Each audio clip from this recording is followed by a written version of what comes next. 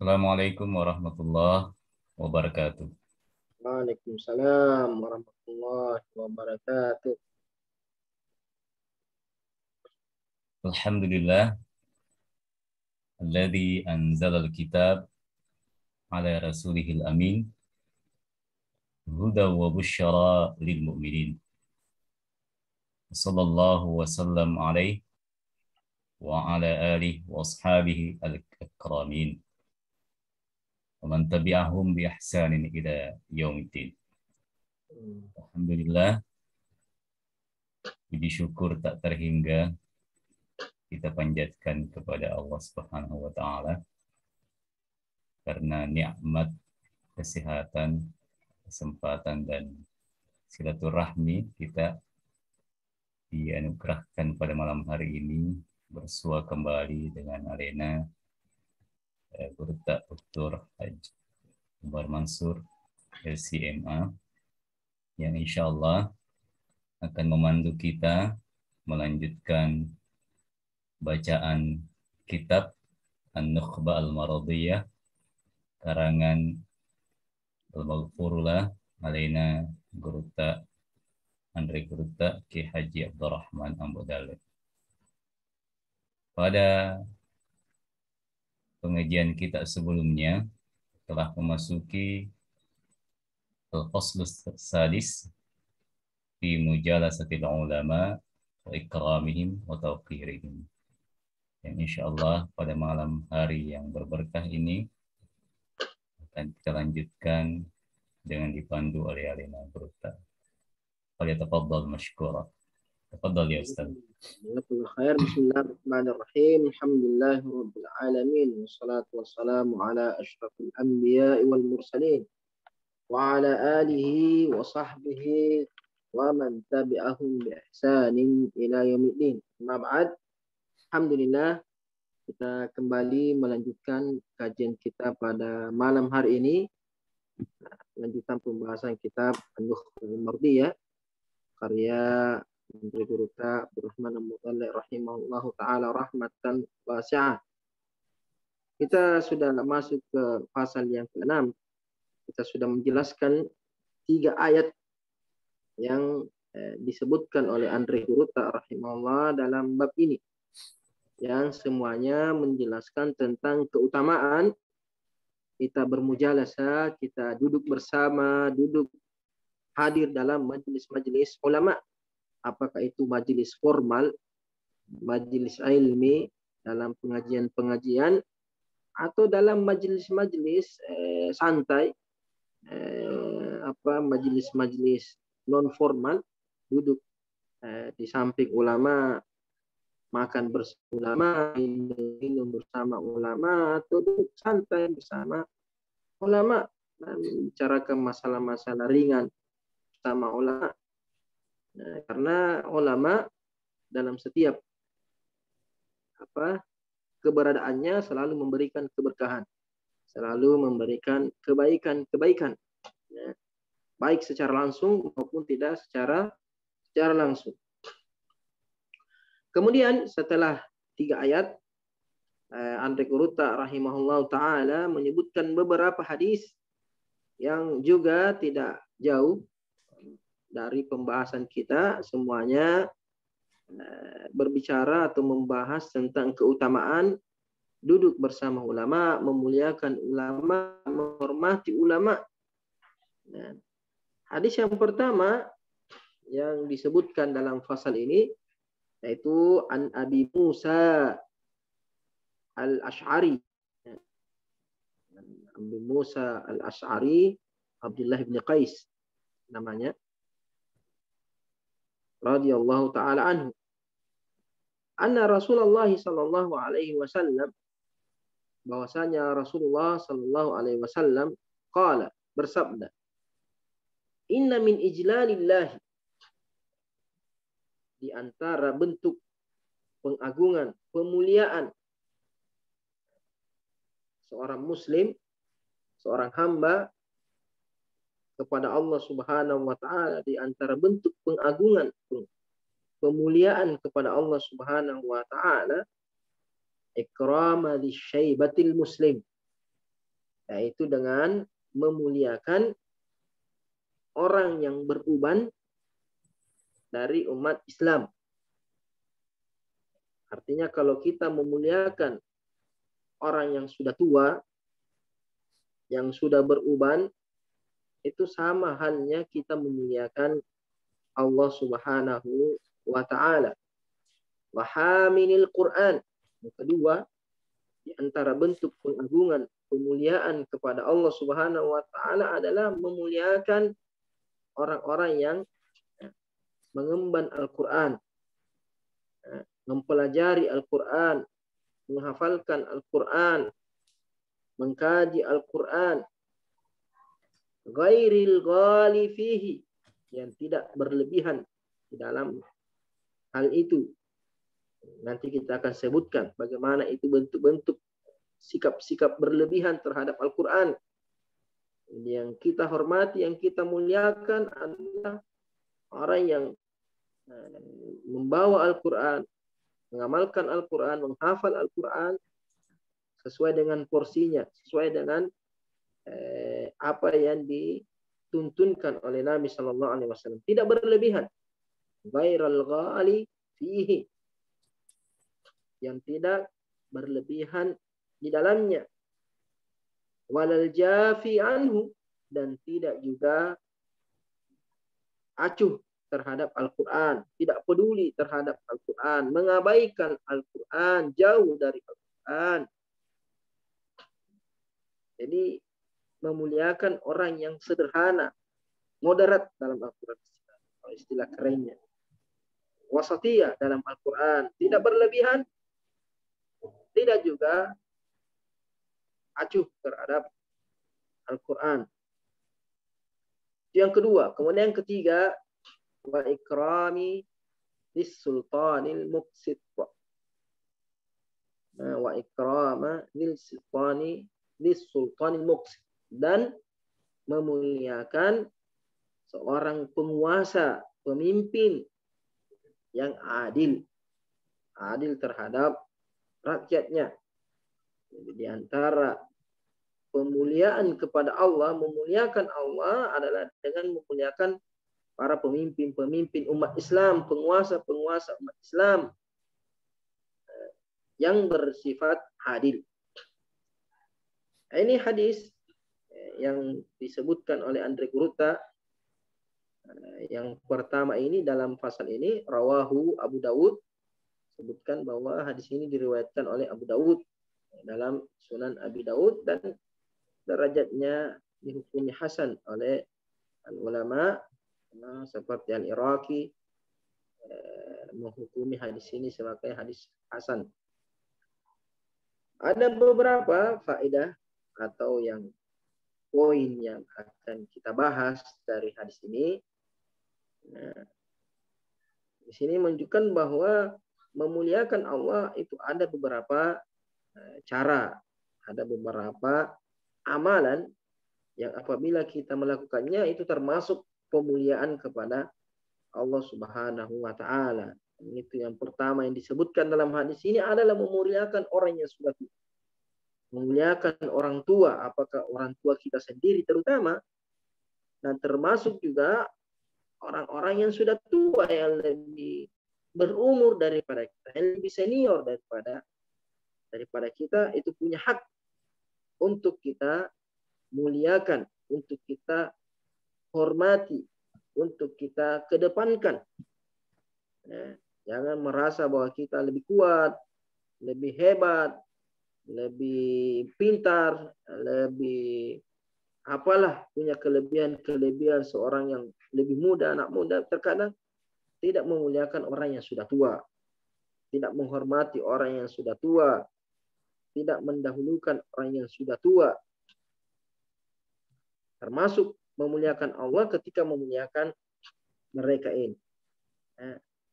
Sebagaimana di hadis lain, dari hadis Abdullah bin Amr radhiyallahu anhuma, Rasulullah sallallahu alaihi wasallam bersabda, "Man lam yarham saghirana."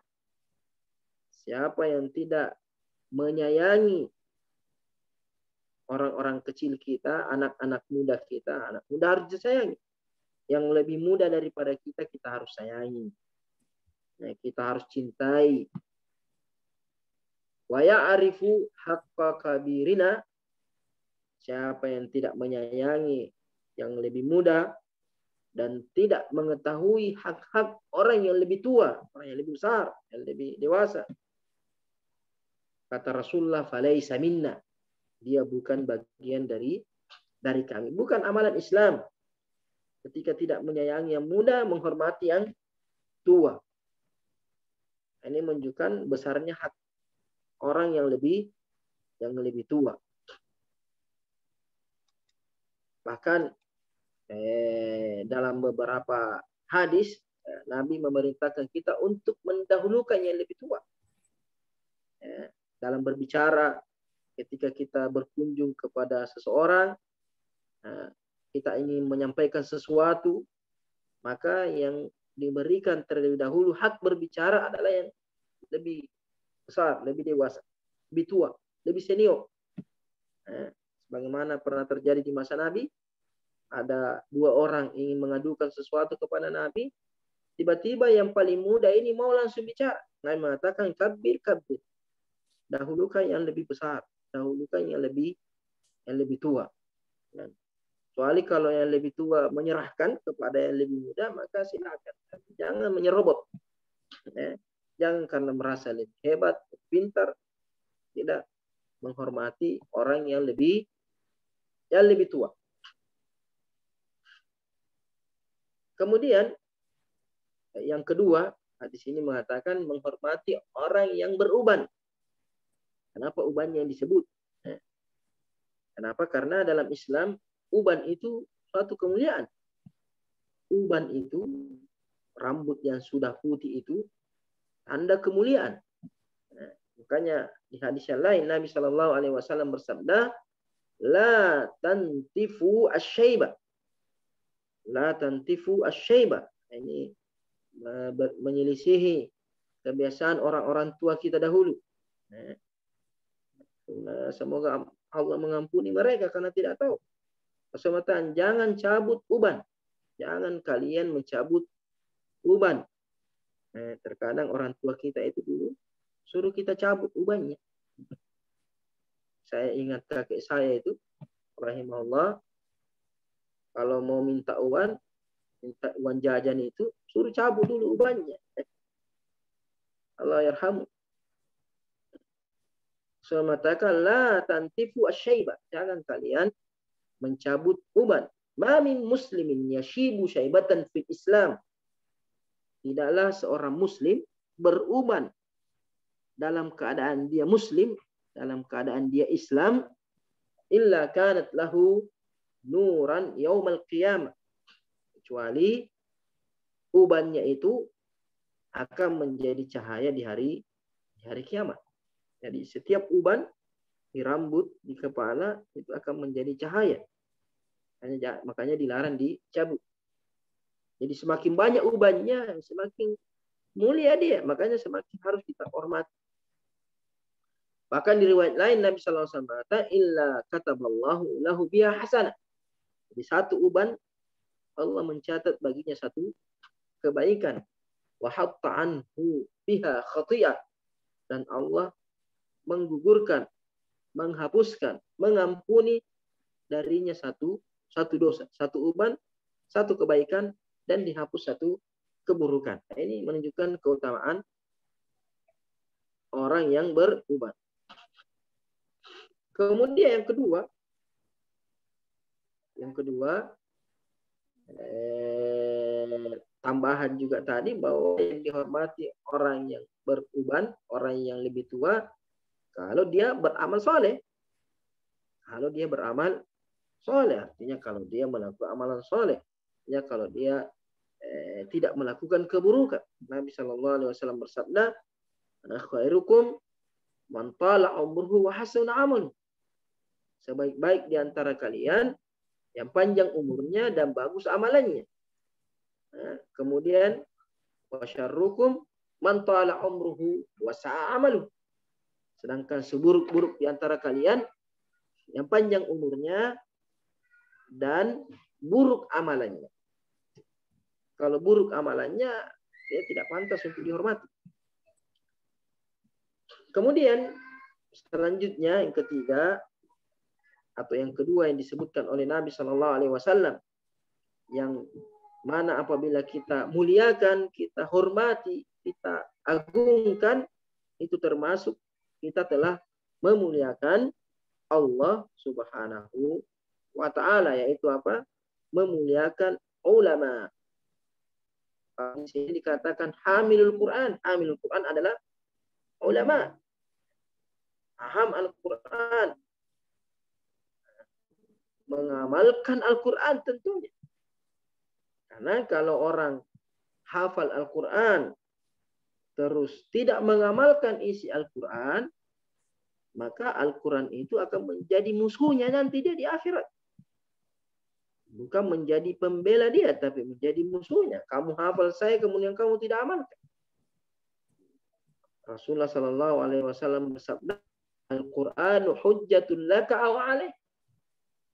Al-Quran itu akan menjadi pembela kamu di akhirat atau menjadi penuntut kamu di akhirat. Akan menuntut kita karena kita tidak mengamalkan kandungan Al-Quran. Makanya ulama mengatakan rubba talin lil Quran wal Quranu yal'anuhu.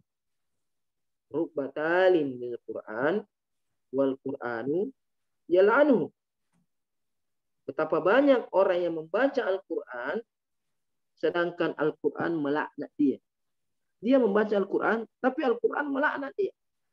Kenapa? Karena apa yang dia baca tidak sesuai dengan apa yang dia amalkan. Allah melaknat orang zalim dalam Al-Quran. Dia baca bahwasanya Allah melaknat orang yang zalim, Allah membenci ini, membenci itu. Kemudian dia lakukan. Jadi apa yang dia baca tidak sesuai dengan apa yang dia kerjakan. Jadi yang diperintahkan kita untuk memuliakan adalah orang yang memahami Al-Quran dan mengamalkan Al-Quran. Ini dikatakan hamil Quran. Hamil Al-Quran yang mengamalkan dengan benar. Tidak berlebihan, tidak juga kurang atau acuh terhadap Al-Quran. Dalam hadis, Nabi Shallallahu Alaihi Wasallam menyebutkan pentingnya atau wajibnya kita memuliakan ulama. Mengetahui hak-haknya ulama. Apa kewajiban kita terhadap ulama. Itu hadisnya Ubadah bin Samit radhiyallahu anhu. Rasulullah Sallallahu Alaihi Wasallam bersabda sama seperti hadis sebelumnya, dan laisa minna man lam yujillu laisa minna man lam yujilla kabirana. Bukan bagian dari kami orang yang tidak memuliakan yang lebih berumur di antara kita, yang lebih tua daripada kita. Wa yarham saghirana, dan tidak memuliakan atau tidak menyayangi orang yang lebih muda. Jadi orang yang tua harus dimuliakan, yang muda harus disayangi.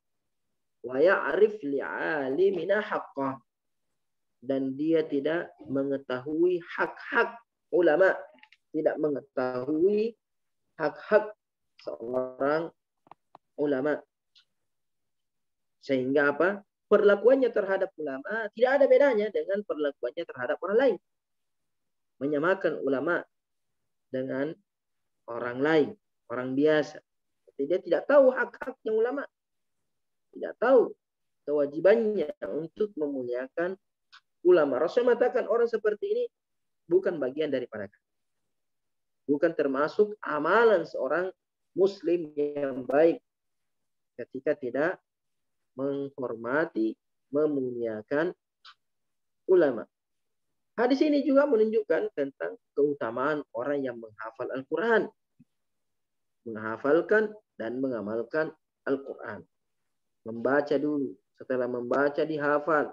Setelah dihafal, dipahami. Setelah dipahami, diamalkan.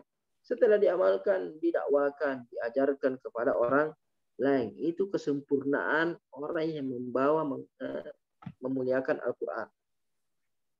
Di antara keutamaan penghafal Al-Quran ini, sebutkan dalam hadis Anas bin Malik radhiyallahu anhu, Rasulullah sallallahu alaihi wasallam bersabda, "Inna lillahi ahlina minan nas." Sesungguhnya Allah Subhanahu wa taala punya wali-wali, punya orang-orang khusus dari manusia. Orang-orang yang mendapatkan keistimewaan dari kalangan manusia. Ahlin, ahlullah, walinya Allah. Qalu, sahabat bertanya, "Ya Rasulullah, manhum?" Siapakah mereka itu ya Rasulullah? Qala hum ahlul Quran. Mereka adalah para pembawa Al-Quran, para ahli Al-Quran yang mahir membaca Al-Quran, yang menghafalkan Al-Quran, mengamalkan Al-Quran, pelajari Al-Quran, mendakwakan Al-Quran. Ahlullahi wa khassatuhu. Mereka adalah wali Allah, orang-orang khusus, orang-orang istimewa Allah Subhanahu wa ta'ala, memiliki keistimewaan di sisi Allah Subhanahu wa ta'ala.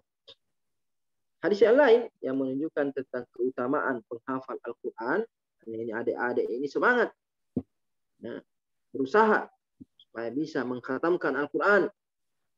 Kemudian selanjutnya mengkaji, memahami Al-Quran. Tahap pertama, hafal dulu Al-Quran. Supaya mendapatkan ini, menjadi orang-orang istimewa Allah Subhanahu wa ta'ala di muka bumi. Hadis yang lain yang menunjukkan keutamaan menghafal Al-Quran, Rasulullah sallallahu alaihi wasallam bersabda, "Yuqalu li sahibil Quran." Nanti di akhirat dikatakan kepada orang yang ahli dalam Al-Quran, ahli Al-Quran, "Iqra warattil." Baca dengan baik. Iqra wartaqi. Bacalah. Kemudian naiklah ke tingkat surga yang lebih tinggi. Naik terus di atas derajat-derajat surga. Bacalah dan teruslah naik sambil membaca. Warattil kama kunta turattil fi dunya. Baca dengan tartil, dengan bacaan yang sempurna. Tidak terlalu lambat, tidak juga terlalu cepat. Bacaan lambat itu namanya tahqiq. Qira'ah, membaca dengan pelan-pelan itu namanya tahqiq. Membaca dengan sederhana namanya tartil. Membaca dengan cepat namanya hadr. Dibaca cepat. Biasanya yang menghafal itu biasanya dibaca cepat. Tapi kalau kita mengaji atau imam biasanya membaca dengan tartil. Baca dengan sederhana. Bacalah dengan tartil, dengan bacaan sederhana, sebagaimana kau membaca di dunia. Fa inna manzilaka inda akhir ayatin taqra'uha. Karena kedudukanmu di surga sampai akhir bacaan yang kamu baca. Bagian ulama mengatakan sampai akhir ayat yang kamu hafal. Berapa banyak ayat yang kamu hafal, begitulah derajat di surga. Begitulah ketinggian kedudukanmu di dalam surga. Semakin banyak yang dihafal, semakin baik hafalannya, semakin tinggi derajatnya di dalam surga Allah Subhanahu wa ta'ala. Di hadis yang lain tentang keutamaan menghafal Al-Quran dari Aisyah radhiyallahu anha, Rasulullah sallallahu alaihi wasallam bersabda, "Matsalul ladzi yaqra'ul Qur'an." Perumpamaan orang yang membaca Al-Qur'an, wa huwa hafizul lahu. Perumpamaan orang yang membaca Al-Qur'an dan dia menghafal Al-Qur'an tersebut. Ma'as safari al-kiramil barara. Dia terbang melesat, meluncur bersama malaikat yang sangat mulia. Mengatakan Jibril. Dia bersama dengan Jibril. Melesat jauh dengan pahala-pahala yang banyak. Wa mathal ladzi yaqra, dan perumpamaan orang yang membaca wa huwa yata'ahadu. Dia membaca, dia tidak hafal, tapi dia berusaha. Dia berusaha menghafal, hafal lupa lagi, atau dia baru belajar membaca, baru diperbaiki tajwidnya, baru diperbaiki makhraj hurufnya. Perumpamaan orang yang baru berusaha ini untuk menjadi ahli Al-Quran, bahwa alaihi syadidun, padahal dia sangat sulit. Ada orang susah sekali membaca Al-Quran, sulit sekali lidahnya itu tugasnya. Susah sekali menghafal Al-Quran, hafal lupa. Ini perumpamaannya, kata Rasulullah SAW, falahu ajran, dia mendapatkan 2 pahala. Kenapa 2 pahalanya? Karena pertama, dia pahalanya sudah berusaha, suatu yang sulit, kemudian dia usahakan. Makanya yang sulit-sulit menghafal ini jangan putus asa. Jangan mengatakan, kayaknya saya susah jadi penghafal, lalu lupa. Kayaknya saya susah pintar Al-Quran, susah disebut. Iya, berusaha terus. Karena kamu dapat pahala 2. Pahala usaha, sekalipun kesulitan, tetap dia berusaha, sabar. Muraja Al-Quran, sabar. Terus banyak membaca, sampai pintar, sampai lancar. Supaya kayak yang pertama itu, hafal Al-Quran. Tapi dia berusaha terus. Dia dapat pahala usahanya, dan tetap juga dapat pahala bacaannya. Karena setiap huruf itu dikali 10 pahalanya.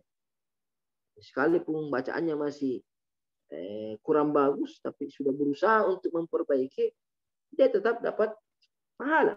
Yang bermasalah ini kalau bacaannya tidak bagus, tidak diperbaiki. Tidak ada usaha untuk memperbaiki bacaannya. Ini kalau dia punya kesempatan tapi tidak dimanfaatkan, itu berdosa. Hanya ada waktu untuk belajar Al-Quran, ada waktu untuk memperbaiki bacaan Al-Quran, tapi dia tidak mau belajar. Gengsi, sudah masa saya belajar sama anak-anak lagi? Masa saya sudah tua belajar lagi Iqra, belajar lagi tajwid? Tidak mau belajar Al-Quran, padahal ada kesempatan, ada waktu untuk mempelajarinya, ada kemampuan untuk belajar, tidak mau belajar. Maka dia berdosa setiap membaca Al-Quran. Karena dia baca Al-Quran tidak seperti yang Allah turunkan. Tidak seperti yang dibaca oleh Nabi SAW. Banyak orang membaca Al-Quran, tapi dosa yang dia dapat. Kenapa? Karena dia membaca seenaknya. Dia tidak membaca sesuai dengan hukum-hukum Al-Quran. Imam Al-Jazari itu menghukumi wajib hukumnya membaca Al-Quran dengan tajwid, dengan bacaan yang benar.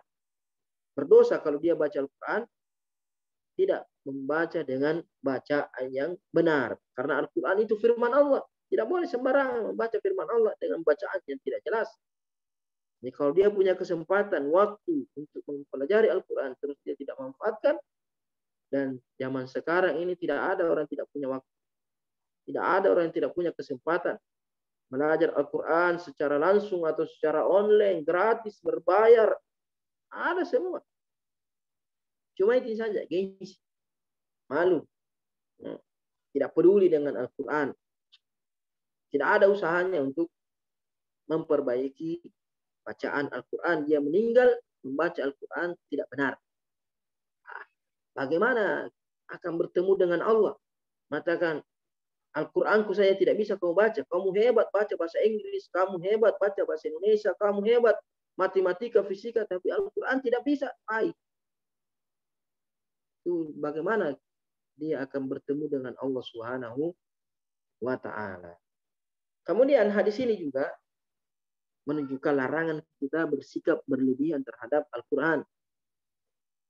Bukan cuma Al-Quran, sikap berlebihan dalam segala hal itu tidak dibenarkan, terkhusus dalam urusan agama. Qul ya ahlal kitabi la taghlu fi dinikum. Katakan, wahai ahli kitab, jangan kalian berlebihan dalam urusan agama kalian. Kata Rasulullah, iyyakum wal ghuluw. Hati-hati kalian dengan sikap-sikap berlebihan. Iyyakum wal ghuluw fid din, dalam urusan agama, berlebihan dalam urusan agama. Fa inna ma ahlaka man kana qablakum al-ghuluw fid dini. Yang banyak membinasakan umat-umat terdahulu adalah sikap berlebihan dalam beragama. Termasuk ini membaca Al-Quran. Tidak boleh berlebihan. Nanti kita lihat bagaimana bentuk-bentuk berlebihan itu membaca Al-Quran. Nabi SAW bersabda, hadisnya Abdurrahman Syibr radhiyallahu anhu, Rasulullah bersabda, "Iqra'u Al-Quran." Bacalah Al-Quran. Rasulullah yang suruh kita baca Al-Quran. Rasulullah susah payah membaca, menerima Al-Quran. Rasulullah gemetaran kalau mendapatkan Al-Quran. Beban, amanah dari Allah. Dan terus menyampaikan Al-Quran kepada kita, kepada sahabatnya kepada sampai kepada kita.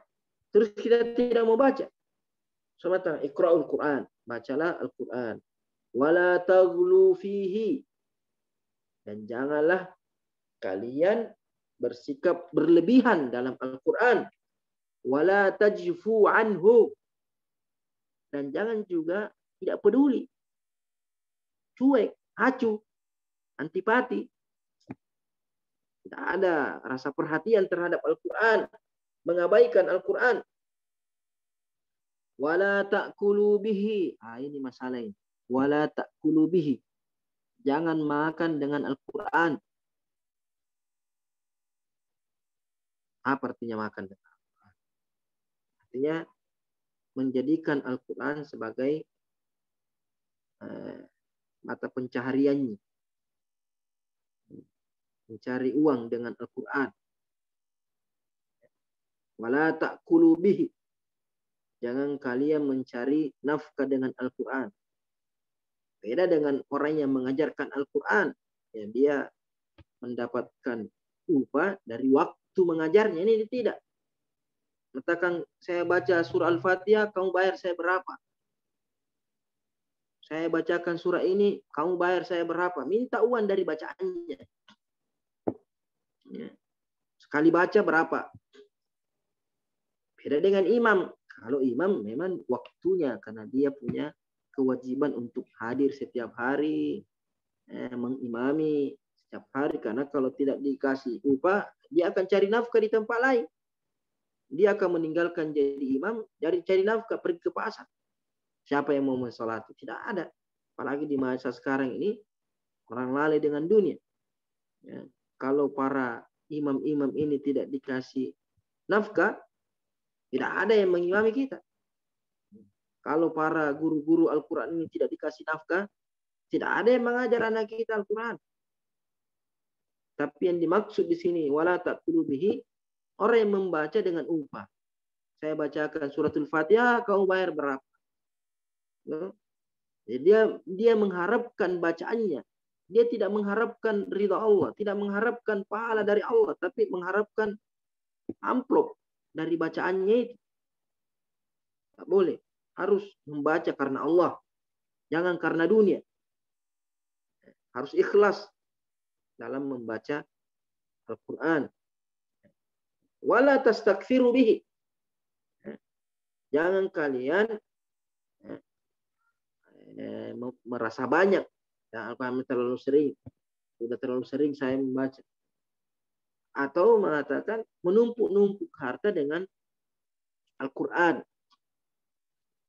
Ada orang mengajar Al-Quran, kemudian dia dapat upah sesuai dengan kebutuhannya, kebutuhan sehari-harinya. Artinya yang penting cukup untuk dirinya, cukup untuk anaknya. Yang biasa. Tapi ada orang yang menumpuk-numpuk harta dengan Al-Quran. Bermega-mega. Tapi harus dibayar mahal.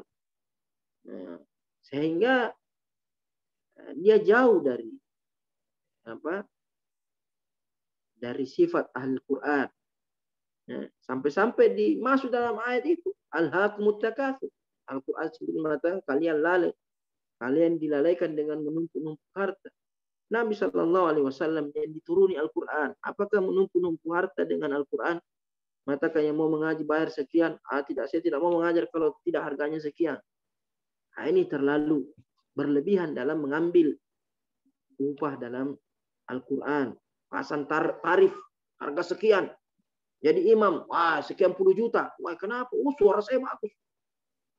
Sampai pasang harga. Seolah-olah Al-Quran itu barang jualan. Tidak. Ambil semampu, ambil secukupnya. Apa yang dikasih alhamdulillah. Tidak perlu pasang harga. Yang harus sekian juta. Satu kali imam sekian juta. Tidak mau dia jadi imam kalau tidak sesuai dengan tarif. Itu termasuk makan dari Al-Quran. Menjadikan Al-Quran barang dagangan. Itu jangan berniat menjadi penghafal hanya untuk mendapatkan uang seperti Al-Quran pedoman hidup, bukan mata pencarian. Artinya seadanya saja. Yang penting ada untuk kita makan, sisanya kita untuk dakwah, untuk menyebarkan agama, bukan justru menunggangi agama untuk meraih dunia, mengharapkan dunia. Agama jadikan tunggangan untuk menumpuk-numpuk dunia.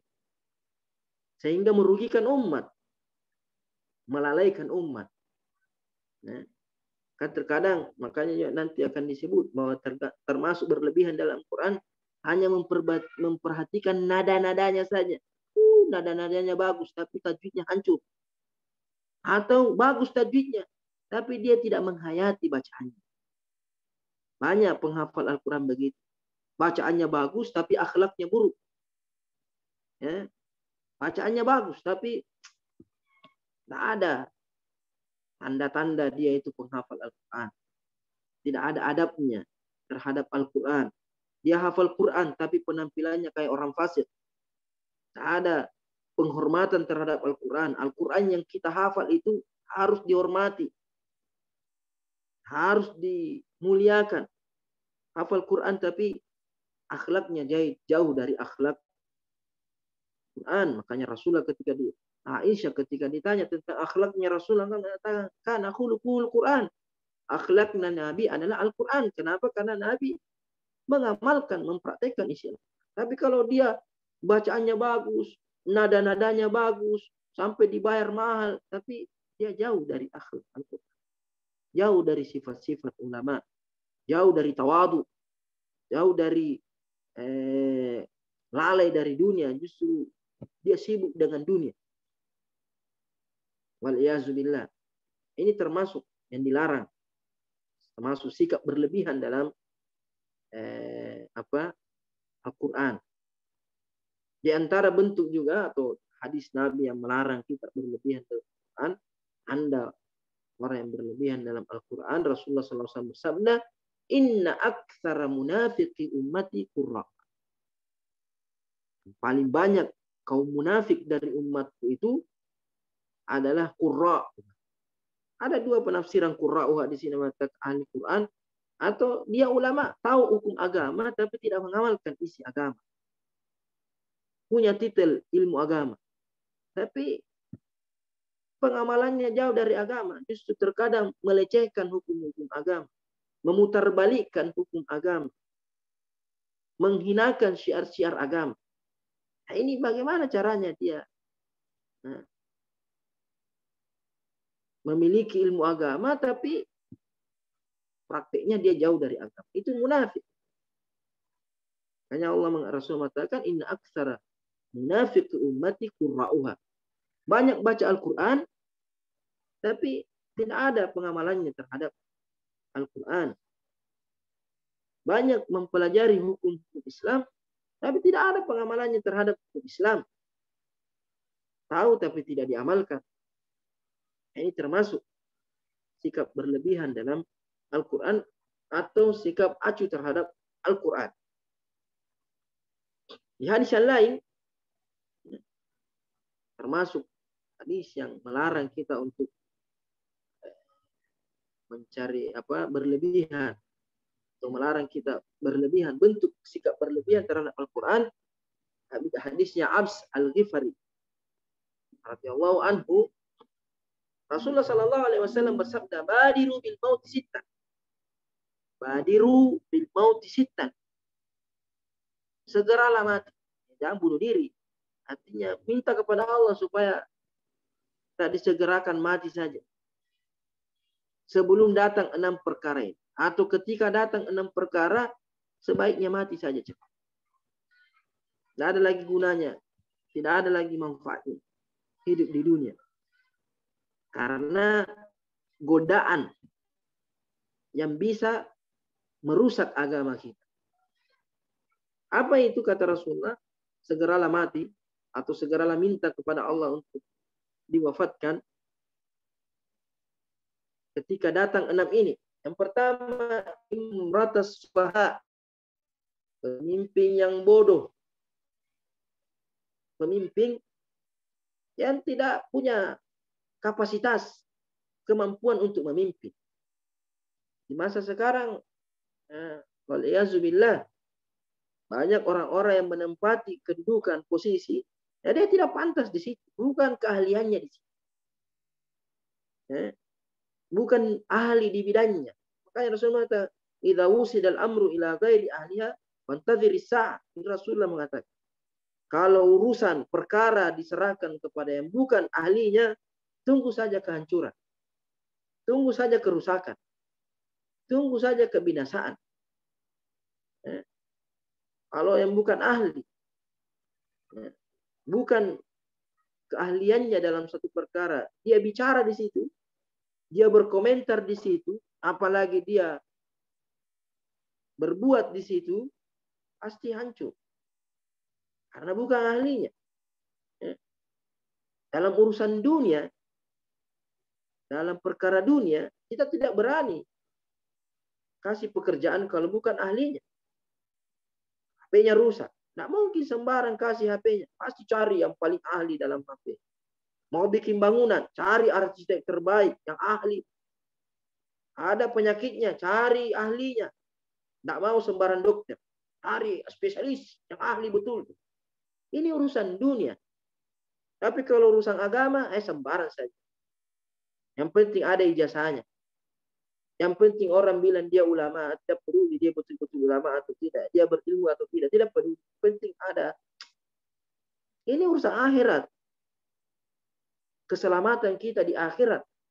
Kenapa urusan dunia kita lebih hati-hati mencari yang lebih ahli, yang betul-betul tidak berani kita sembarangan kalau urusan dunia.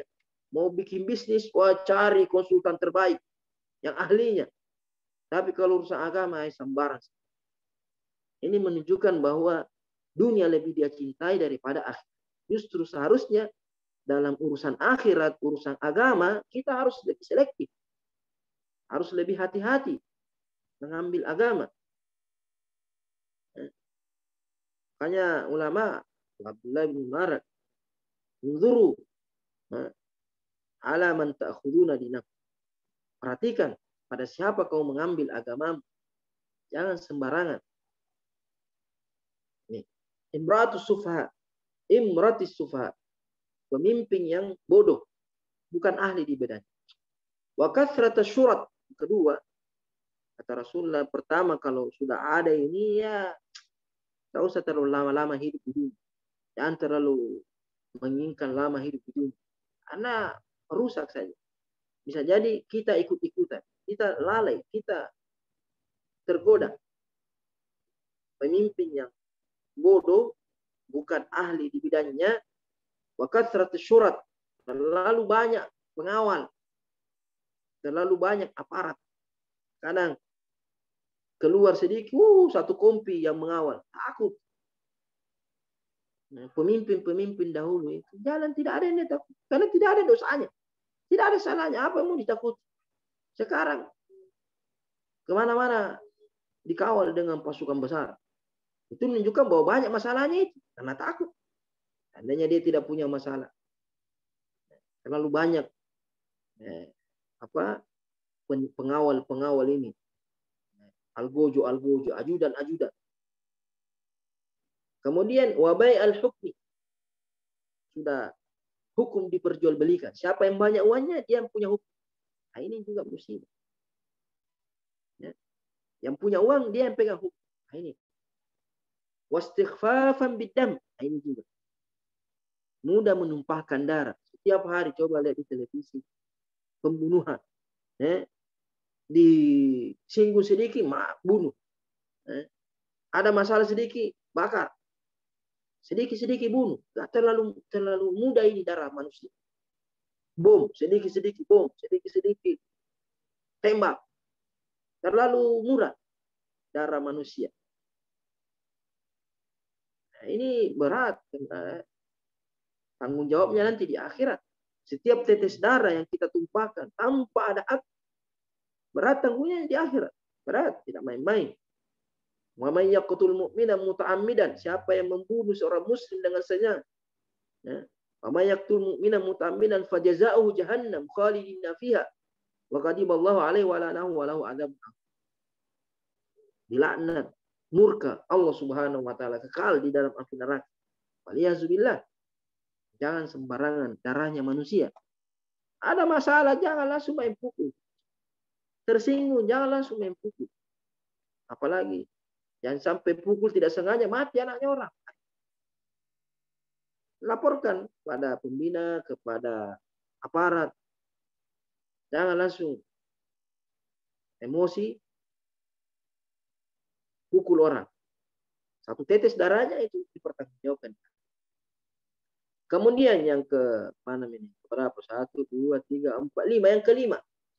Wa qati'atir rahim. Oh, ini juga. Memutuskan silaturahim. Oh, hanya karena sepele, hanya karena sepetak tanah, hanya karena warisan, putus silaturahim. Nah, ini juga musibah besar. Rasulullah SAW mengatakan, la yadkhulul jannata qati'un. Tidak masuk surga orang yang memutuskan silaturahim. Bahkan Nabi SAW bersabda, la yuqbalu amalu qati'ir rahim. Tidak diterima amal ibadahnya orang yang memutuskan silaturahim. Tidak ada kebaikan bagi orang yang memutus silaturahim. Sudah tidak masuk surga, tidak diterima lagi amal ibadahnya. Rugi dia sholat, rugi dia sholat. Puasa, haji, zakat, umrah tiap tahun, tiap bulan umrah, tiap tahun umrah. Tidak diterima. Kenapa? Dia memutuskan silaturahim. La yadkhulul jannata qati'un, kata Rasulullah. Tidak masuk surga orang yang memutus silaturahim. Minimal mengucapkan salam. Assalamualaikum. Bagaimana kabarnya? Selesai. Ya. Nabi SAW bersabda, "Bullu arhamakum bisalam." Sampaikan, sambung kerabat kalian, silaturahim kalian, walau dengan memberi salam. Kemudian Nabi mengatakan yang terakhir ini yang keenam, kalau sudah ini yang kita inginkan pada bab ini. Kalau sudah ada ini hati-hati. Rasul mengatakan wa nashwan. Nashwan ini generasi muda, anak muda. Nah, memang banyak anak muda ini. Terlalu lebay dalam Al-Quran. Wa nashwan yattakhiduna al-Qur'ana mazamir. Anak muda, generasi muda menjadikan Al-Quran itu nyanyian. Terlalu dibuat-buat lagunya, nadanya terlalu buat-buat. Hanya memperhatikan nada, tidak memperhatikan makna, bahkan terkadang tidak memperhatikan tajwidnya. Nadanya indah, sampai kayak artis. Penampilannya kayak artis. Mengaji kayak artis. Tidak ada penghormatannya terhadap Al-Quran. Ngata ini Rasulullah, bukan saya. Yattakhiduna al-Qur'ana mazamir. Menjadikan Al-Quran sebagai nyanyian, seruling, lantunan. Yukaddimunahu yugaddi. Ini baca, tolong baca Al-Quran. Yang dia nikmati dari Al-Quran hanya nadanya, bukan maknanya. Sehingga banyak mendengar Al-Quran tapi tidak ada pengaruh. Kenapa? Karena dia cuma ingin dengar nada-nada. Tapi apa yang dia baca, apa intinya yang dia baca, tidak ada. Padahal Al-Quran diturunkan bukan untuk dinada-nadakan saja. Al-Quran petunjuk kehidupan, pedoman hidup, bukan cuma hiburan. Al-Quran menghibur, tapi bukan hanya sebatas hiburan. Didengar nada-nadanya terkadang sampai tidak memperhatikan makna yang dikandung oleh Al-Quran. Wa in kana aqalla minhu fiqhan. Terkadang yang didahulukan jadi imam yang dilihat bacaannya, nadanya, bukan keilmuannya, bukan bagaimana dia paham Al-Quran. Ini kriteria-kriteria terkadang masjid hanya memperhatikan lagunya saja, nadanya saja. Mungkin dia tidak paham hukum-hukum sholat, tidak tahu tata cara sholat, mungkin cara berwudunya belum jelas, sehingga ada masalah ketika sholat, lupa atau apa, kacau. Karena hukum-hukum sholat dia tidak tahu. Ya. Akan terkadang, ini pernah disinggung Andre Gutta dari Wajidi, rahimahullah. Dan banyak itu pondok-pondok tahfiz hanya peduli dengan hafalan Al-Qurannya, tapi keilmuan anak didiknya itu tidak ada. Tidak mempedulikan ilmu-ilmu keagamaan. Yang penting bagaimana hafal Quran selesai. Bagaimana bacaannya bagus selesai. Tapi bagaimana dia pahamkah tentang hukum-hukum agama. Dia pahamkah apa yang dia baca. Minimal tahukah tafsirannya surat Al-Fatihah. Di antara kata Andre Gurutta ini saya cuma menukil perkataan. Di antara tandanya, buktinya katanya. Kalau banyak penghafal Al-Quran itu bukan ahli ilmu. Dia hanya penghafal Al-Quran tapi bukan ahli ilmu, bukan ulama. Buktinya apa katanya? Kata beliau.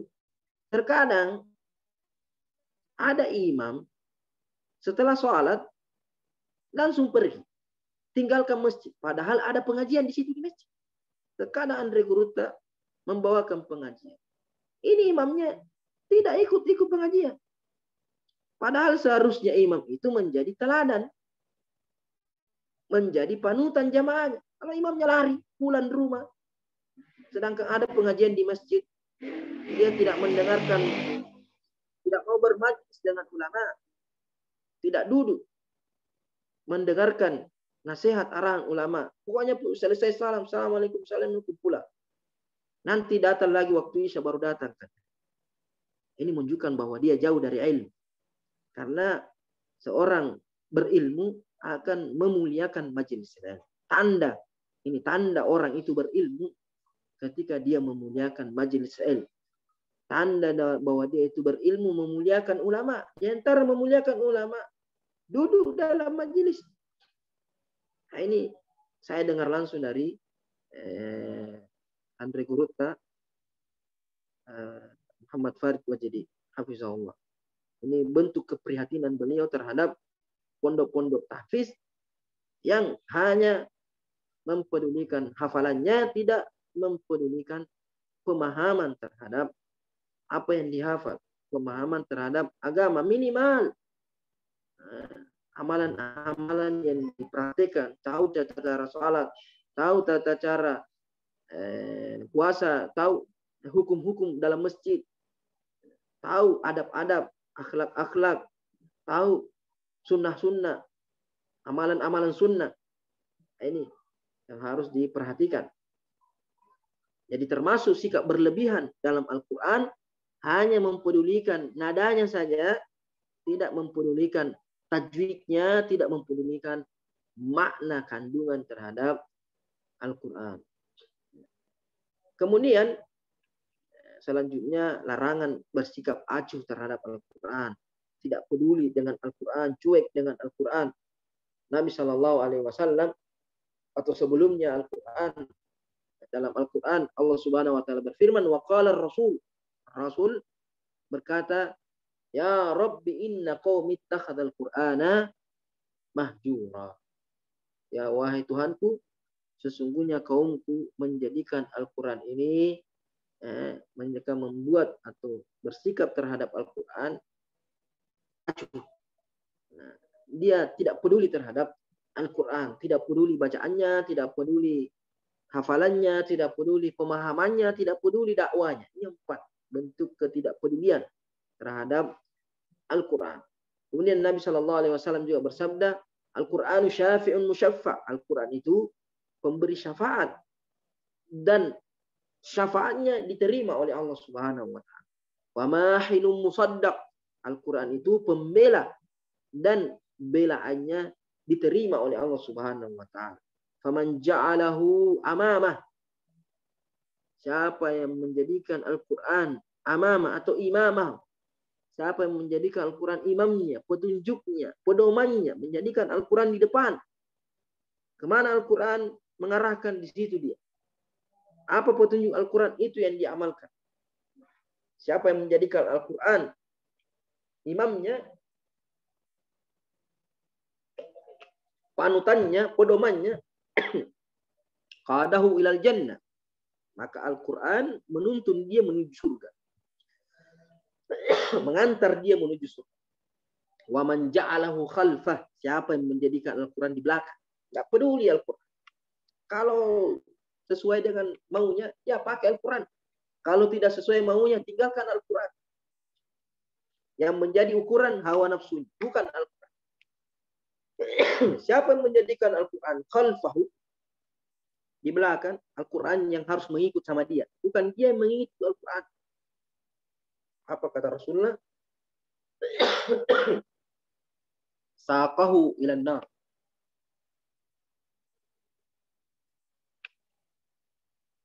Al-Quran akan mendorong dia, menggiring dia ke dalam api neraka. Wal'iyazubillah. Kemudian selanjutnya,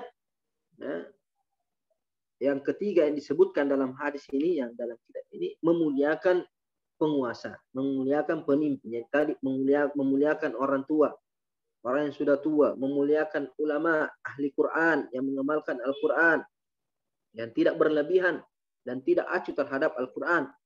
Kemudian yang ketiga, memuliakan penguasa yang adil, pemimpin yang adil. Apalagi kita di masa sekarang ini, penguasa itu direndahkan seenaknya. Kalau tidak setuju dengan pemimpin, langsung direndahkan. Hanya mau memuliakan pemimpin yang sesuai dengan kemauannya, sesuai dengan pilihannya. Nabi SAW atau Allah Subhanahu wa taala berfirman sebelumnya, wa in hakamta fahkum bainahum bil qist. Kalau kamu menetapkan hukum, maka tetapkanlah hukum dengan adil. Innallaha yuhibbul muqsitin. Allah mencintai orang-orang yang adil. Penguasa yang adil itu dicintai oleh Allah Subhanahu wa taala. Sampai-sampai penguasa yang adil itu dinaungi di hari kiamat pada mahsyar. Nabi sallallahu alaihi wasallam bersabda, "Sab'atun yudhillumullahu fi dhillihi yauma la dhilla illa dhilluh." Ada 7 golongan yang mendapatkan naungan dari Allah, di mana tidak ada naungan kecuali naungannya Allah. Di antaranya imamun adil, pemimpin yang adil terhadap rakyatnya. Kemudian kita diperintahkan untuk berbuat baik terhadap pemimpin, taat kepada pemimpin. Nabi Shallallahu Alaihi Wasallam bersabda, "Alaikum bisam'i wa ta'ah." Hendaklah kalian senantiasa mendengar dan taat kepada pemimpin. Wa in ta'ammara alaikum abdul habasyi, sekalipun yang memimpin adalah budak hitam, orang yang hina, orang yang rendah, tapi kalau dia sudah jadi pemimpin harus taat, harus taat kepada pemimpin yang adil, menghormati, memuliakan pemimpin yang adil. Nah, ini penjelasan tentang hadis yang pertama ini, tentang keutamaan memuliakan ulama, bermajlis, duduk bersama ulama, menimba ilmu dari ulama. Insyaallah nanti kita lanjut hadis yang kedua, atau hadis-hadis yang lain dalam pasal ini tentang keutamaan memuliakan ulama. Semoga Allah Subhanahu wa taala memberikan taufik, hidayah, irsyad kepada kita untuk bisa senantiasa beribadah kepada Allah dengan memuliakan ulama, bermajlis dengan ulama, kita diberikan kesempatan untuk senantiasa dekat dengan ulama sehingga kita meraih keberkahan-keberkahan, kebaikan-kebaikan dari mereka. Qul qouli hadza wastaghfirullah li wa lakum. Tafadhal moderator.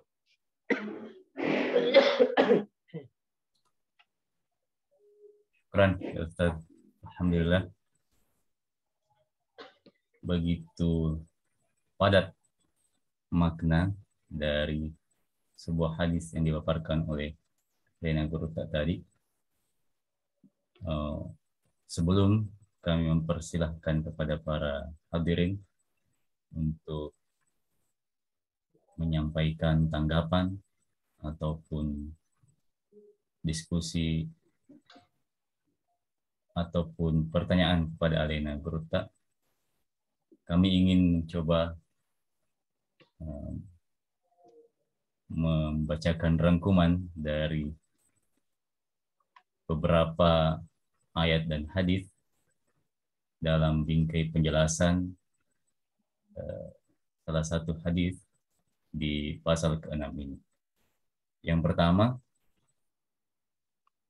mengagungkan atau memuliakan Allah Subhanahu wa taala ada 3 jalan dalam hadis tadi. Yang pertama, memuliakan orang tua atau orang yang lebih tua. Kemudian yang kedua, memuliakan Al-Quran dengan tidak berlebihan dan juga tidak acuh. Yang ketiga, memuliakan penguasa. Dijelaskan dalam sebuah hadis, "Falaisa minna", bukanlah termasuk umat kami, kata Rasulullah SAW, bagi orang yang pertama tidak menyayangi yang muda, dan kedua tidak menghormati hak-hak yang lebih tua. Hadis berikutnya, janganlah mencabut uban, karena uban akan menjadi cahaya di hari kiamat.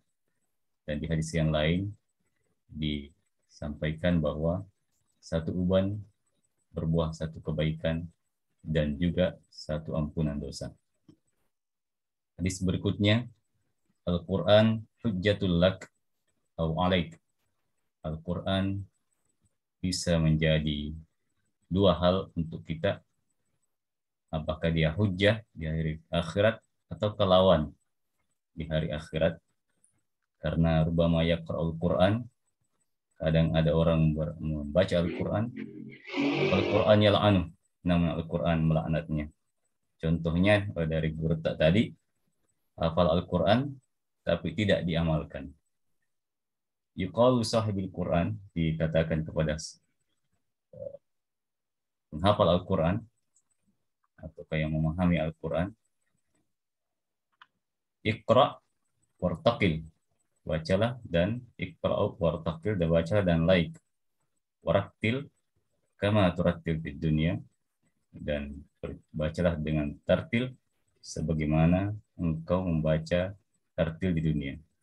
Wa inna ma manzilatak inda akhiri taqra'uha, karena sungguhnya tempatmu sesuai dengan jumlah hafalan yang engkau baca. Dan masih begitu banyak yang sempat kami catat di sini. Terima kasih banyak kepada Lena Gurutta.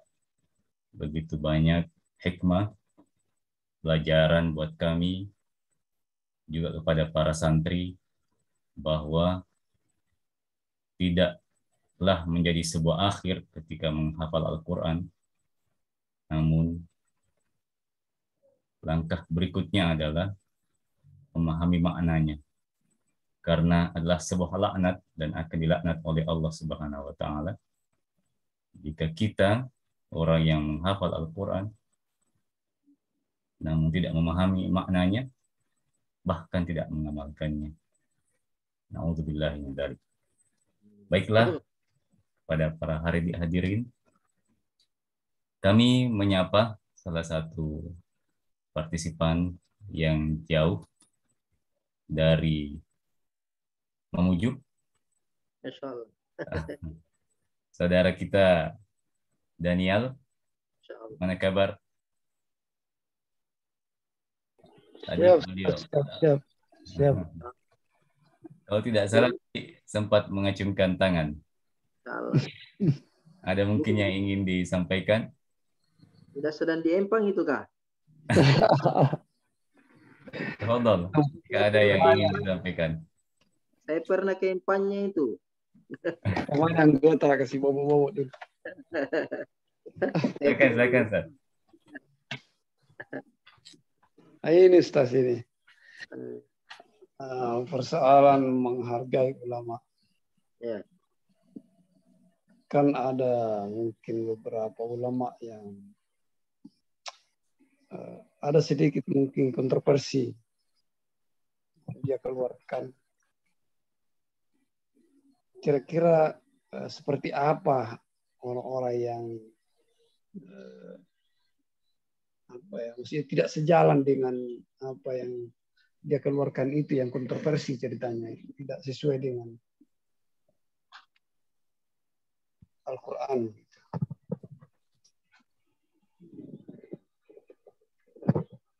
Silakan Ustaz. Tafadhol, Ustaz.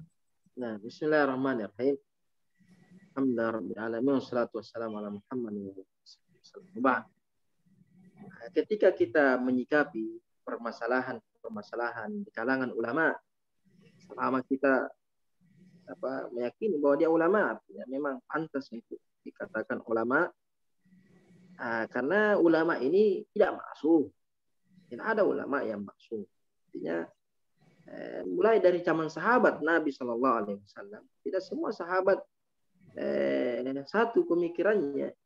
Antara sahabat satu dengan lainnya saling membantah. Aisyah banyak mengkritik sahabat yang lain, termasuk khusus masalah-masalah hukum.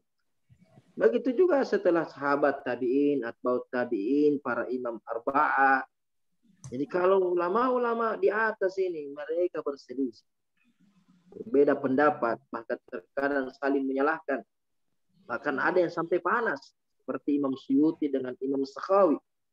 Perselisihan antara Imam Suyuti dan Imam Sakhawi ini tidak main-main, saling menuduh, saling mendustakan satu dengan yang lainnya. Tapi kita sebagai atau sebagai generasi selanjutnya dalam menyikapi ulama atau ulama yang ada di masa sekarang, ada ulama berpendapat begini, ada ulama berpendapat seperti itu. Maka kita sebagai awam harus bijak dalam menyikapi. Jangan kita masuk ke ranah yang bukan kita di bidangnya, bukan kita keahliannya. Nah, apalagi kalau memang masalah itu adalah masalah-masalah ijtihad.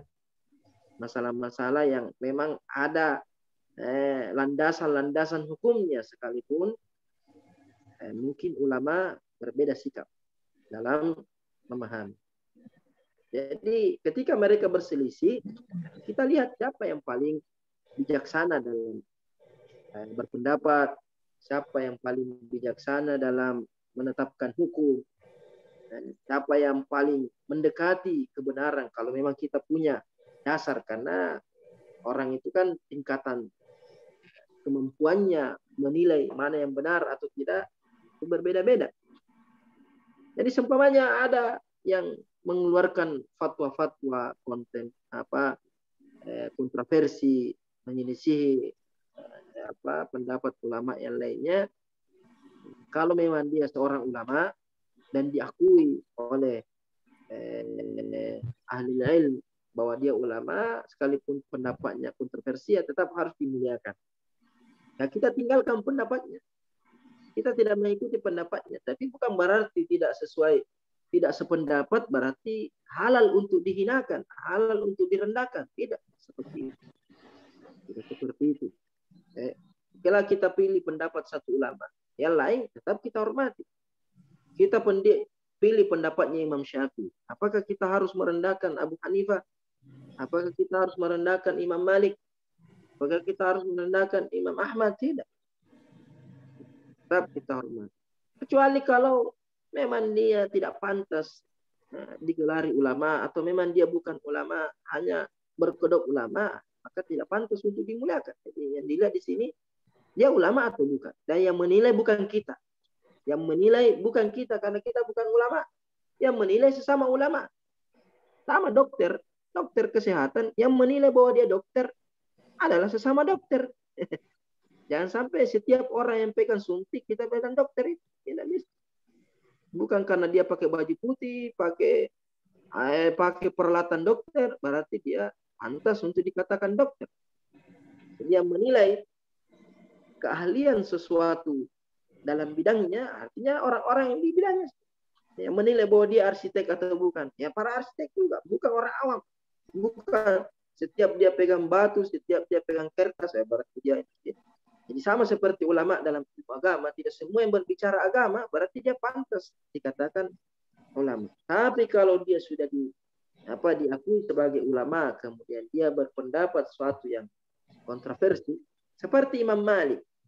Ya, Imam Malik itu menghalalkan anjing, ya, menghalalkan. Imam Abu Hanifah menghalalkan khamar, yang penting bukan dari kurma. Jadi kalau dari anggur boleh. Apakah dengan demikian kita merendahkan mereka? Tidak.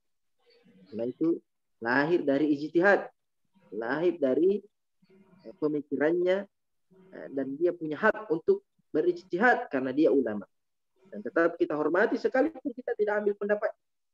Kalau memang sudah terbukti keulamaannya. Jadi, ketika ada orang yang berkomentar kontroversi, ya serahkan kepada ulama, mereka yang menilai ini ucapan benar atau tidak benar. Kita tinggal mengambil mana yang disepakati oleh ulama, ulama yang kita hormati, yang kita akui keulamaannya, kewaraannya, ketawaduannya, itulah yang kita ambil. Dan kita tidak perlu masuk ke ranah situ, apalagi kalau sampai merendahkan, mencela, menghina. Itu mungkin jawaban saya. Wallahu ta'ala a'lam. Terima kasih Ustaz. Syukran Ustaz. Begitu mencerahkan untuk menyikapi perbedaan. Mungkin ada dari santri kesempatan berikutnya, jika ada yang ingin bertanya kepada Guru Tak, disilahkan.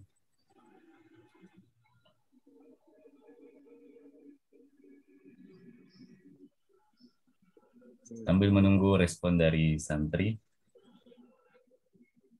kami ingin memohon penjelasan Guru Tak tentang beberapa hal yang tadi disampaikan. Oleh yang pertama dari hadis, jangan cabut uban. Ya. Yeah. Karena uban akan menjadi cahaya di hari kiamat. Di hadis yang lain, satu uban akan menjadi satu kebaikan dan pun menjadi satu ampunan dosa. Dari setiap ayat ataupun hadis yang disampaikan kepada kita, sudah pasti kita harus meyakini bahwa itu ada hikmah di baliknya. Hanya kemampuan kita yang terbatas untuk bisa memetiknya. Mungkin dari hadis ini ada penjelasan tambahan dari Guru Tak, kemungkinan hikmah yang bisa dipetik dari hadis ini. Fadhal ya Ustaz. Bismillahirrahmanirrahim. Alhamdulillahirabbil alamin wassalatu wassalamu ala Muhammadin wa ala alihi wasallam. Jadi apa alasannya mungkin itu? Apa hikmah di balik larangan ini, mencabut uban ini? Di antara mungkin yang bisa kita ambil, pahami kenapa dilarang cabut uban. Pertama, karena uban itu peringatan kepada bahwa kita ini sudah mau mati, bahwa kita ini sudah tua, jangan lagi lain-lain gerakannya, jangan lagi macam-macam lah, jangan lagi seperti anak muda. Artinya uban itu peringatan bahwa waktu kita di dunia ini sudah sedikit. Allah sudah memberikan kita waktu yang banyak dengan masa muda. Betapa banyak orang yang meninggal sebelum ada ubannya. Wafat sebelum beruban. Nah, ini termasuk nikmat Allah. Allah memberikan kita umur panjang sampai kita beruban. Sebagai peringatan. Makanya jangan dicabut. Ya. Karena itu mengingatkan kita untuk lebih mendekatkan diri, lebih sadar diri. Untuk tidak lalai lagi dengan kenikmatan dunia. Sudah lewat waktunya. Makanya di antara orang yang tidak ditemani bicara oleh Allah, tidak dipandang oleh Allah, tidak diampuni, tidak dirahmati oleh Allah di hari kiamat, itu kata Rasulullah, Syekhun Zani. Seorang yang syekh, sudah tua, tapi masih lain gerakannya, masih suka berzina, suka bermaksiat, bahkan jauh dari ibadah, jauh dari masjid. Jadi uban itu dilarang kita cabut karena itu sebagai peringatan agar kita lebih mengingat kematian. Kemudian kita juga dilarang mencabut uban ini supaya kita tidak termasuk orang yang mengganti ciptaan Allah Subhanahu wa Ta'ala. Ya, Allah menciptakan kita beruban. Yang dibolehkan itu menyemir. Yang dibolehkan itu menyemir. Menyemir rambut boleh. Kalau memang diperlukan.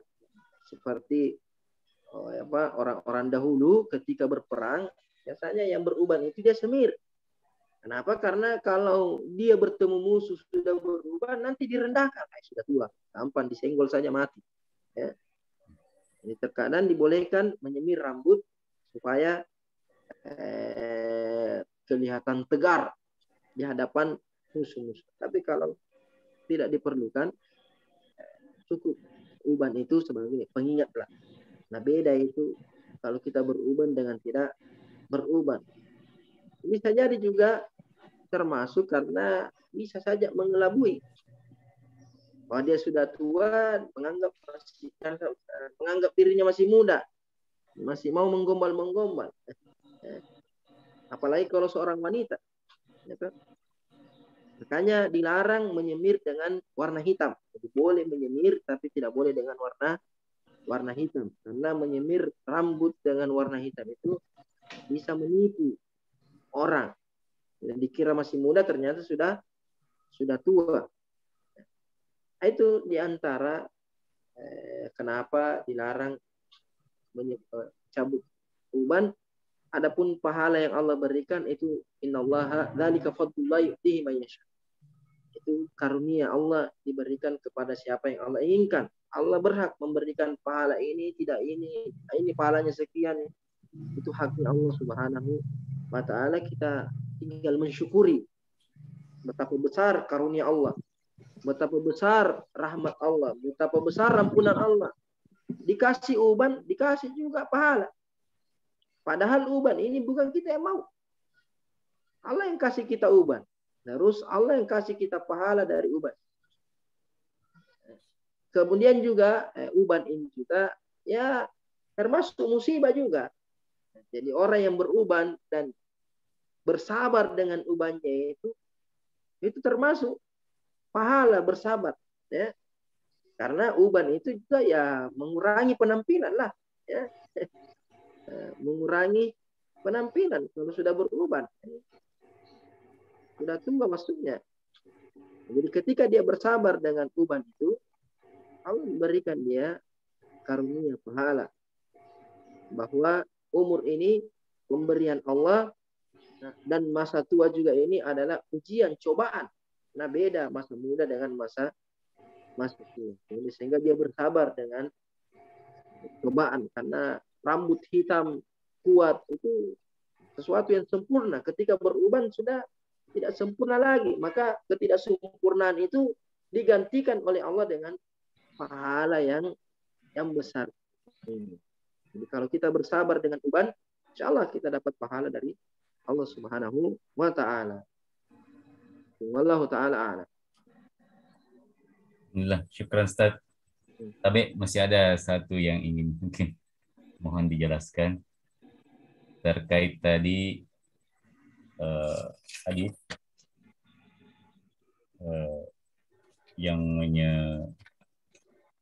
menyatakan bahwa mintalah mati sebelum datang 6 perkara. Ada yang perkara ke-6 ini. Wa nashwan tattakhiduna al-Qur'ana mazanin. Mazanin. Iya. Ini yang menjadi fenomena di sekitar kita nampaknya sekarang ini. Anak muda yang menjadikan Al-Quran sebagai nyanyian.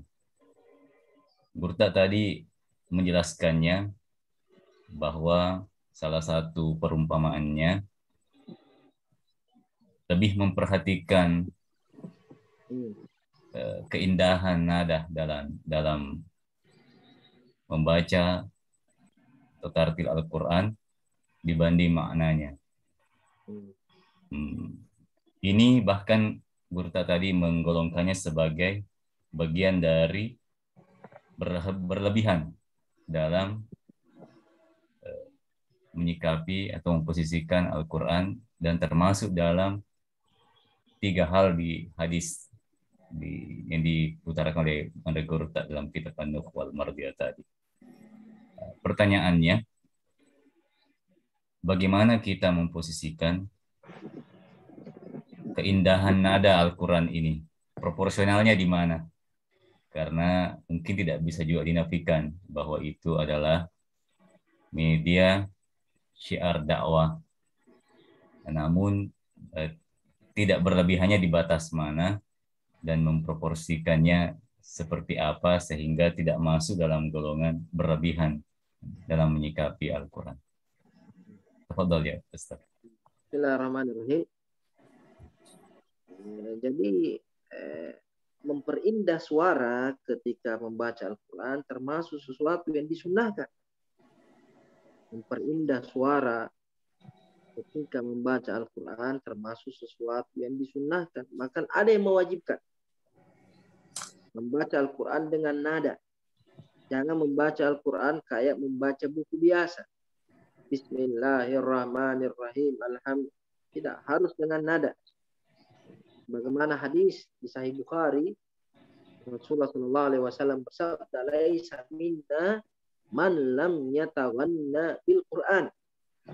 Bukan bagian dari kami orang yang tidak melakukan Al-Quran, yang tidak melantunkan, membaca Al-Quran dengan nada yang merdu, dengan nada yang baik, semampunya tentunya. Di hadis yang lain, Nabi SAW bersabda, "Zayyinul Qur'ana bi aswatikum." Zayyinul Qur'ana bi aswatikum. Hiasilah Al-Quran, perindahlah Al-Quran dengan suaramu. Karena memang beda orang yang membaca Al-Quran dengan nada yang merdu dengan orang yang membaca Al-Quran tanpa nada. Akan lebih enak didengar, akan lebih khusyuk didengar, akan lebih hikmat didengar kalau bernada. Menunjukkan bahwa memperindah suara dalam membaca Al-Quran suatu yang dianjurkan, suatu yang diharapkan. Sebagaimana pujian Nabi SAW kepada Abu Musa al-Asy'ari kalau tidak salah, Rasulullah mengatakan, "Qad utita mizmaran min mazamiri Ali Daud." Jika Nabi mendengarkan bacaannya Abu Musa al-Asy'ari, dan mengatakan, "Engkau telah diberikan lantunan seperti lantunannya Ali Daud." Merdunya suara. Nah itu juga karunia juga. Suara yang merdu tidak sembarang orang dikasih. Ya. Ada orang biar bagaimana tidak bisa. Biar bagaimana dia melantun-lantunkan tetap tidak bagus. Artinya tetap kurang kurang baik, karena suara itu adalah karunia juga dari Allah Subhanahu wa ta'ala. Sekarang bagaimana sikap berlebihannya itu? Itu pertama, itu dipaksakan. Terlalu dipaksakan. Terlalu dititik beratkan. Artinya ahli qiraah mengatakan bahwa nada itu lahir dari penghayatan makna. Tuh. Lahir dari penghayatan makna. Ketika seseorang menghayati makna Al-Quran, isi Al-Quran, maka akan lahir nada yang serasi dengan makna Al-Quran. Seperti ketika ayat itu berbahas tentang azab, dia tahu bagaimana nada supaya kita menghayati ini azab yang disebutkan dalam Al-Quran. Ketika menjelaskan tentang rahmat Allah, kasih sayang Allah, berbicara tentang surga dalam Al-Quran, dia tahu bagaimana nada yang pas untuk ketika ada ancaman, tahu nadanya kalau ancaman. Ketika ada janji-janji dari Allah, ampunan dari Allah, tahu nada. Tapi kalau orang tidak paham artinya, terkadang nadanya itu tidak pas dengan kandungan ayat. Terkadang nadanya bahagia, padahal isinya azab. Kan ada nada itu kan biasanya memberikan getaran kebahagiaan. Ada nada terkadang memberikan getaran kesedihan. Orang bahas Al-Quran tentang surga, dia nadanya sedih. Atau tentang neraka, nadanya bahagia. Nah, terkadang tidak tahu kapan wakaf, kapan disambung. Karena dikejar nada. Bahkan lebih parah, tidak tahu panjang pendeknya demi nada. Yang seharusnya pendek, dibaca panjang karena nadanya. Yang dibaca panjang, dibaca pendek karena nadanya. Jadi, yang dipermasalahkan di sini ketika dia lebih fokus, tingkat perhatiannya terhadap nada, itu melebihi tingkat perhatiannya terhadap makna. Sehingga antara nada dan makna tidak serasi. Dan kalau kita mendengarkan bacaan Al-Quran, orang yang seperti ini ketahuan. Nanti ini bisa juga yang menilai ini adalah orang yang paham juga. Karena kita ini ayat maknanya seperti ini, kok nadanya seperti ini. Nah itu berarti dia sudah menyimpang dari tujuan utama. Jadi memperindah suara bagus, tapi harus diseimbangkan dengan pemahaman makna sehingga tidak terjadi pertentangan antara makna dengan nada yang dia lantunkan. Nah, itu mungkin makna dan kemudian tadi juga di lanjutannya hadis itu mengatakan mendahulukan orang yang lebih bagus nadanya daripada orang yang lebih paham maknanya. Ini berarti ini teguran terhadap panitia-panitia masjid. Gitu. Seumpamanya, kalau sama-sama dia paham Al-Quran, ada satu lebih bagus nadanya, maka didahulukan. Tapi kalau satu bagus nadanya, tapi tidak paham, ada yang bagus nadanya, cuma tidak terlalu, kan nadanya sudah bagus, tapi tidak lebih bagus daripada satu. Tapi dia paham makna, dia lebih berilmu, dia lebih faqih. Nah, itu harus lebih dahulukan. Jadi kalau cuma beda-beda sedikit saja nadanya, beda-beda, hanya orang yang paham Al-Quran terkadang lebih enak bacaannya ulama, sekalipun bacaannya biasa, tapi kalau dia ulama itu terkadang menyentuh di hati lebih kuat daripada seorang yang jauh dari ilmu, sekalipun bagaimanapun bagusnya dananya, itu terkadang tidak menyentuh hati. Ya, tidak Al-Quran itu tidak tembus ke dalam hati, tidak mengetuk hati. Karena keberkahan Al-Quran di situ dari maknanya. Itu mungkin jawaban saya. Wallahu ta'ala a'lam. Terima kasih Ustaz atas pemaparan tak. Saya menggarisbawahi di sini dan saat nampaknya memang itu dirasakan bahwa nada lahir dari penghayatan makna. Ini sangat menyentuh di hati rasanya seperti itu memang. Nada itu akan mengikuti makna yang terkandung dari Al-Quran. Sehingga memang betul sejalan dengan yang Guru tak sampaikan tadi, bahwa harus dipahami maknanya, bukan hanya dihafal, sehingga dari makna itu lahir nada yang tepat untuk melantunkan ayat-ayat Al-Quran dengan indah. Alhamdulillah, mungkin dicukupkan sampai di sini dulu kajian kita malam ini. Insya Allah kita akan lanjutkan di pertemuan berikutnya. Semoga saja Gurta diberi kesehatan, kesempatan, begitupun kita tetap diberi nikmat kesehatan dan kesempatan untuk menuntut ilmu melalui kitabnya Gurta Ki Haji Abdurrahman Abu Dalib.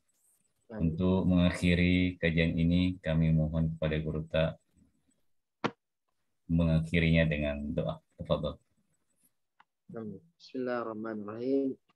Alhamdulillahi Rabbil Alamin. Wassalatu wassalamu ala ashrafil anbiya wal mursalin wa ala alihi wa sahbihi wasallam. Allahumma inna nas'aluka bi annaka anta Allah la ilaha illa ant al-ahadus samad alladhi lam yalid wa lam yulad wa lam yakul lahu kufuwan ahad. La ilaha illa anta subhanaka inna kunna minadh dhalimin. Allahumma ja'al Qur'ana rabi'a qulubina wa jalaa humumina wa shifaa'a sudurina. Allahumma ja'alna min ahli al-Qur'an wa khassatik. Allahumma ja'alna min al-qari'ina lil-Qur'an bihaqqi tilawatihi. Ya hayyu ya qayyum bi rahmatika nastaghith. Aslih lana sya'nana kulla wa la takil ila anfusina tarfatan ain abada.